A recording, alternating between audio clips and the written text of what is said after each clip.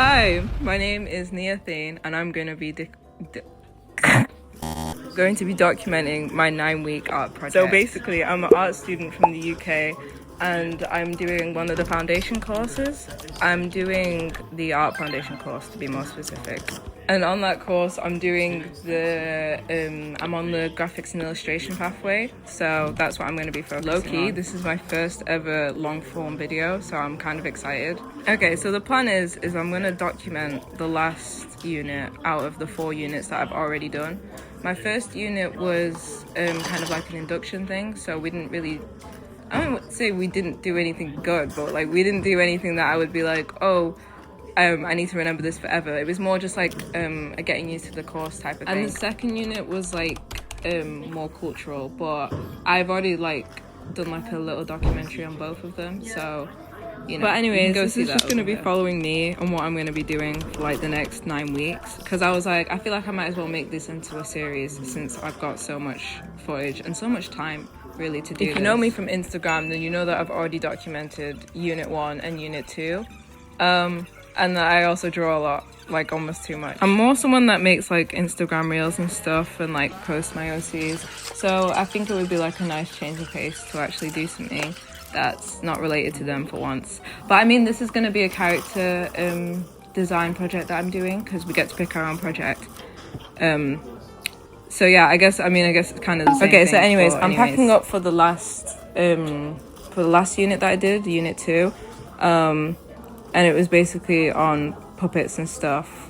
And I made like a whole puppet. It was like a whole thing. It was really fun, actually. I used like a new method of creating character designs. Like rather than sketching, I decided to do collage. And like I usually sketch and draw everything, so this was like really a change of pace. But yeah, I was so absorbed within this project. Like I printed out so much stuff, so much things like related to puppeteering and like marionette puppets, and like I had so much fun just making this and putting it together and then putting it on my wall. I think the best part was actually making the puppet, because I didn't sew it, but I glued it together, and I literally got all the materials for it. I got the foam, I got felt, I watched a whole video on it, and I worked on it for like 4 days. So yeah, this was just so rewarding.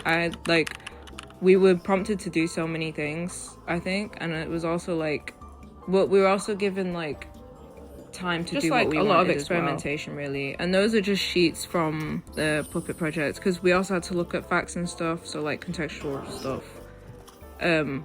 But yeah, that's me putting it away. So yeah, for this day, I was really just focused on putting things back into my huge box that I brought with me. I feel like no one really tells you how much work and how much loose sheets you have until you actually have like so many underneath your desk. Thankfully, I was lucky enough to get this box from work, and they just gave it to me. So, and like I decorated it and stuff so that it looked all nice.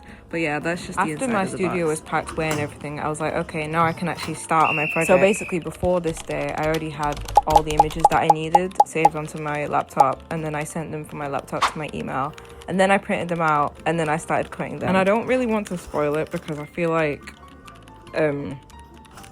I don't know, I just kind of want to keep it a secret until the end.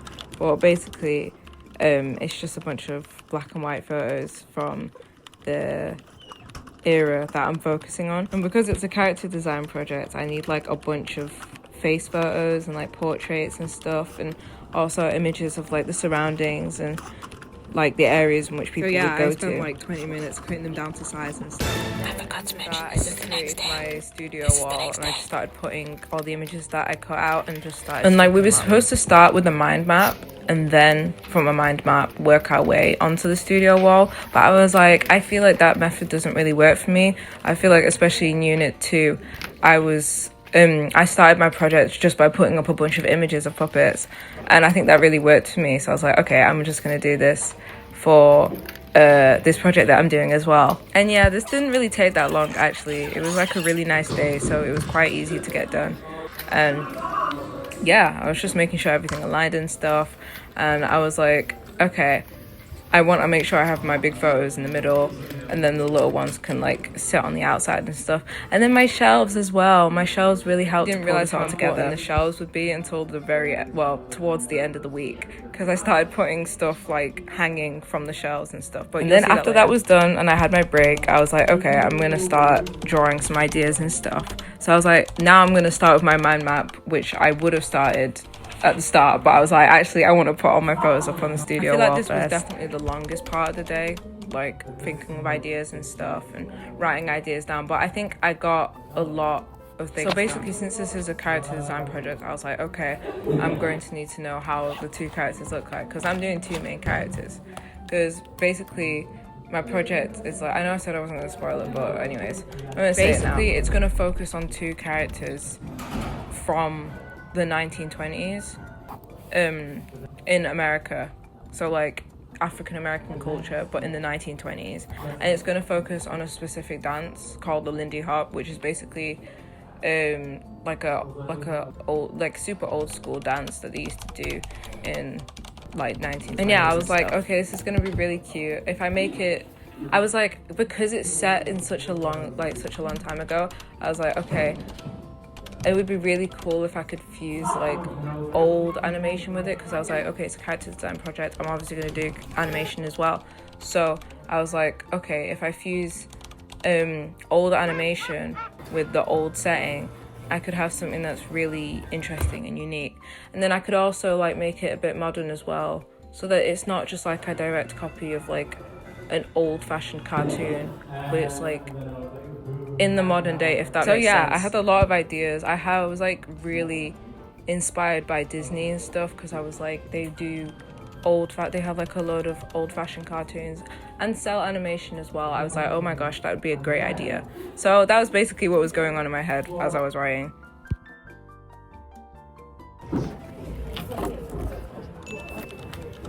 Okay, so then I went to the printer again, and then I started cutting out pictures of animals, because I was like, if I work from animals like I did in Unit 2, like if you remember with the whole coloured backgrounds and stuff, I can get like really unique designs and not go like the more stereotypical route and just start sketching animal characters. So yeah, for my designs I picked a cat character and a mouse character, because I was like, I feel like I might as well go all in with the whole cat and mouse thing and like the whole Disney thing. I was like, I can really sell this idea if I, you know, if I do something that's super old fashioned, people will get it. So yeah, I was just piecing it together. I was like, I'm gonna do a collage on top of the animal portraits, so that I've got a range of like ideas. And what I did was I wanted to make outfits for the characters, right? So I was on Pinterest. I'll find some outfits from the 1930s. But then I already had a Pinterest board like full of 1930s Harlem, 1930s African American culture. And I was like, okay, I'll just go on that board and then just pick like dresses and stuff and like suits from that time. This was one of my favorite things to do as well, because it was just so different, you know, like most of the time I'm sat down, I'm drawing something digitally or traditionally, and this was like putting something together. Like I stuck the clothes onto the animals, like I just showed like right there. Like I felt like I was dressing them up, and it was just such a different process. Yeah, I spent like most of the day just putting this together. I was like, I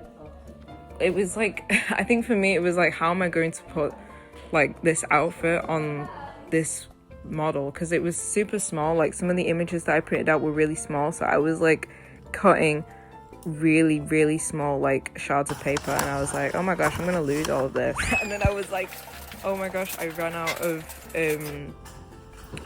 of scrap paper, so I went back and I was like, okay, I'm gonna need some more. And I looked at this piece of paper and it had like a bunch of diamond stuff on it. I was like, I could use this for jewelry. So yeah, but yeah, this was just so different and this was so fun. I think I really preferred I also liked making the hairstyles as well, because like I got to use a lot of black paper, and like went like the one at the front right there, like when you tear the black paper and it has like a little white outline, it kind of looks like fluff, and I was like, that's a really good idea if I wanted to make like really fluffy hair. But yeah, I did this with pretty much no distractions. Like, no one was really in on this day, so it was quite quiet and peaceful. And then I finished the character designs, and that was it. I had like a huge array of images, and that was the end of my first week.